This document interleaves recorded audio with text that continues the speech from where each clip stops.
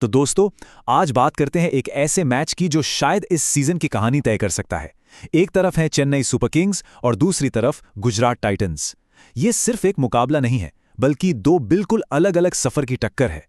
जरा इन आंकड़ों को देखिए। टूर्नामेंट आधा निकल चुका है और दोनों टीमें सीएसके और जीटी बिल्कुल एक ही जगह पर खड़ी हैं। 7 मैच, 3 जीत, 4 हार। मतलब कागज पर तो मामला एकदम बराबरी का लग रहा है ना?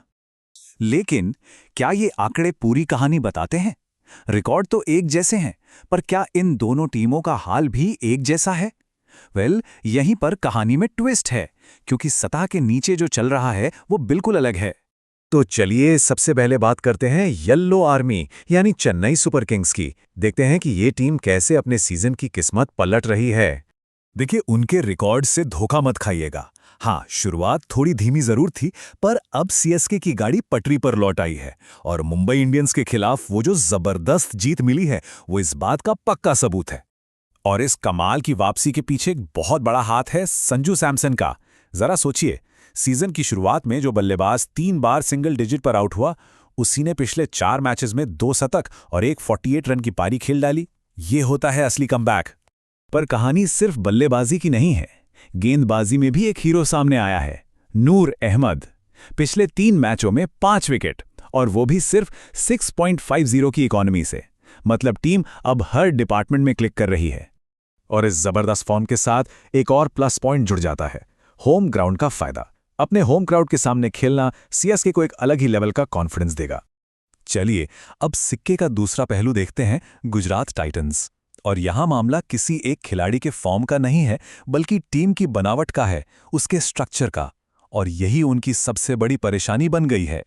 इस परेशानी की गंभीरता आप क्रिकेट एक्सपर्ट दासगुप्ता के इस एक बयान से समझ सकते हैं।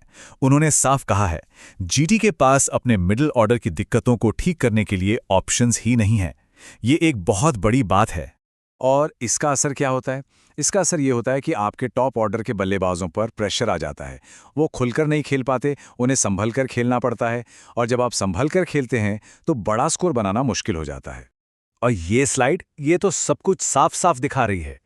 गुजरात टाइटंस को एक 6 मारने के लिए औसतन 18.3 गेंदें लगती हैं।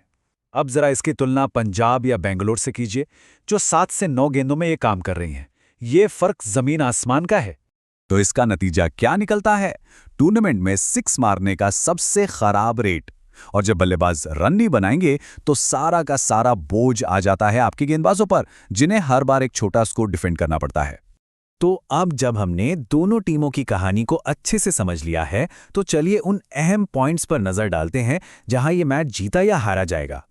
ये टेबल एक तरह से पूरी कहानी का निचोड़ है। एक तरफ सीएसके, जिसका मोमेंटम ऊपर की तरफ है, स्टार खिलाड़ी फॉर्म में लौट आए हैं, और दूसरी तरफ जीटी, जिसका मोमेंटम नीचे जा रहा है और टीम की बनावट में ही एक बड़ी कमी है। तो ये बात साफ है कि ये सिर्फ एक और लीग मैच नहीं है। ये सीजन का वो पॉइंट है जहां से दोनों टीमों का आगे का रास्ता तय होगा।